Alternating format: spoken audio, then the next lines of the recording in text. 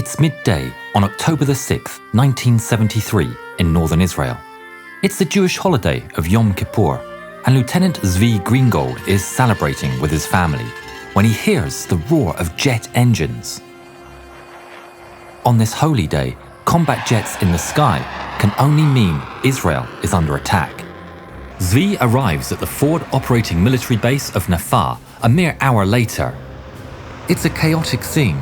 Injured soldiers arrive by the truckload from the fierce fighting taking place just kilometers away.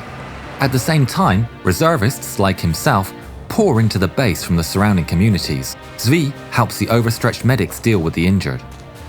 Meanwhile, amidst the chaos, a group of mechanics works around the clock, repairing 4 modified Centurion tanks. Deputy Brigade Commander David Israeli is desperate to field as many units as possible to stop the advance of the United Arab Republic. In his haste, he summons Zvi and orders him to get himself a crew to man whichever tanks are successfully repaired. It takes the mechanics until evening, but 2 of the 4 Centurions are successfully brought to operating conditions. Lieutenant Zvi Greengold immediately takes them over with a varied crew of unitless tankers, and Zvika force rolls out into battle. They drive for 4 kilometers until they find their first targets. Under the red Israeli sunset, they spot a 4-tank group of Syrian T-55s advancing on their own. Zvi orders the Centurions to peek over the hills and fire. With a boom, the Israelis fire their first rounds on that fateful day. The shells streak straight into the T-55s, punching right through their armor. In the blink of an eye, half of the enemy force goes up in flames. The 2 Centurions reverse back into cover, the enemies never seeing them. A triumphant Zvi takes the radio to coordinate his next move, but he finds it dead. He curses his luck. He can't fight without good communications. Out of options, he crawls out of his war machine and runs over to his partner. He explains the situation and orders the commander to return the radio-less tank back to base. Zvi will stay on to fight. Zvi keeps a watchful eye upon his surroundings. The evening has turned to night, and a gentle wind provides little respite from their desert heat. It's deathly quiet, not even the buzz of insects daring to pierce the brutal silence. That is, until the distant rumble of engines and tracks reaches Zvi's ears. It doesn't take them long to spot their prey, but they aren't prepared for what they see. Streaming across the desert is an awesome sight. It's a 30-tank convoy of the Syrian 51st Independent Tank Brigade headed straight for their position.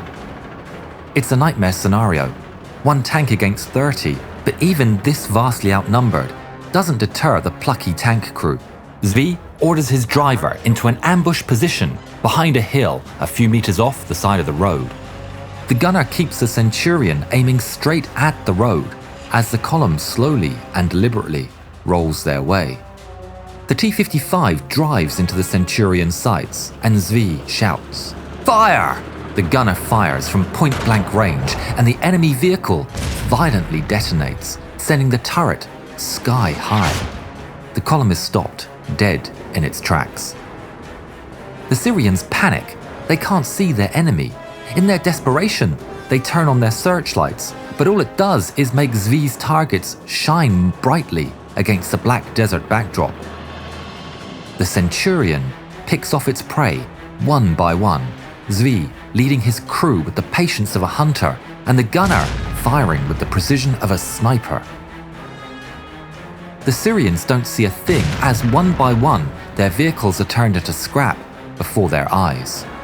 The column panics, convinced they've wandered into an ambush of a larger force. They swiftly retreat without ever firing a single shot, leaving behind at least 6 burning wrecks. But the battle isn't yet over. Shortly afterwards, a 10-tank force led by Lieutenant Colonel Uzi Moore arrives at their location. The colonel is shocked and surprised to discover that the Zvika force is just a single tank. Zvi hadn't informed him for fear of revealing his weakness to the enemy.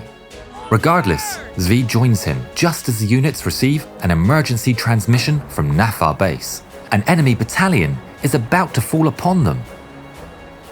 Nafa is defended by reservists, a handful of anti-tank units, and staff manning the defensive fortifications. Against them is an overwhelming force, an entire battalion fully equipped with tanks, infantry, and artillery. When Zvi finally arrives, a desperate battle is already raging.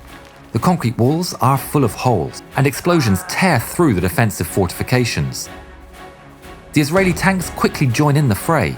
In near unison, the line of battle tanks unleashes its firepower upon the invaders. But the Syrians respond in kind.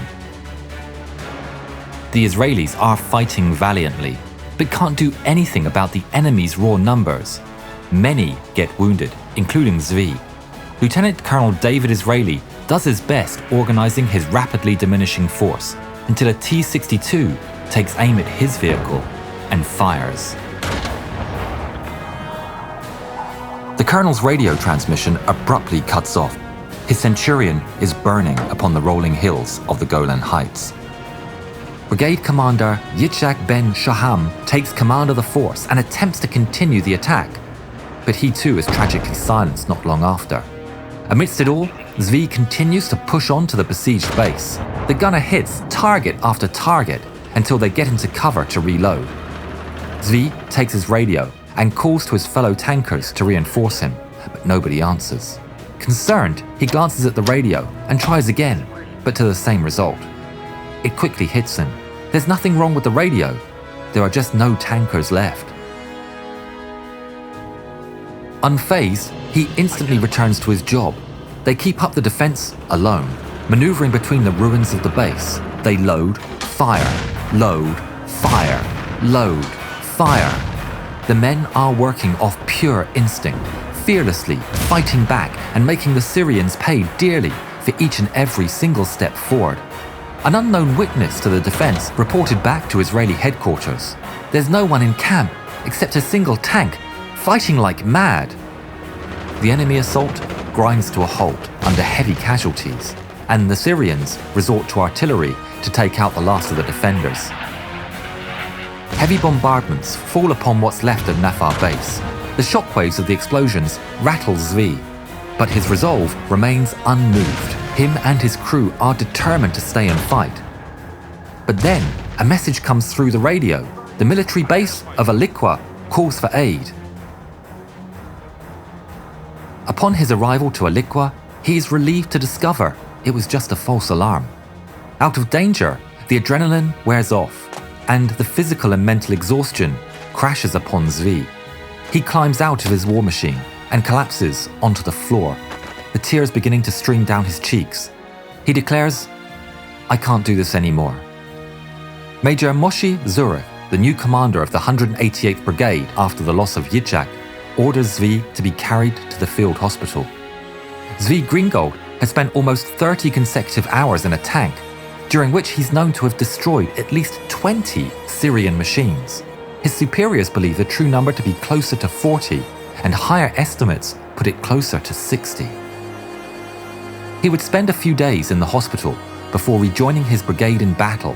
He received the highest military award for his incredible actions on that fateful day, the Israeli Medal of Valor, and was one of only 8 Yom Kippur war veterans to receive it. Zvi survived the war and went on to become a successful businessman and a local politician. He remains humble about his feats, stating, "There are men alive and dead who did wonderful things we don't even know about. The men on the line did exceptional things, and I pale by comparison." Zvi is still alive today. Please help the channel and download World of Tanks using the link in the description.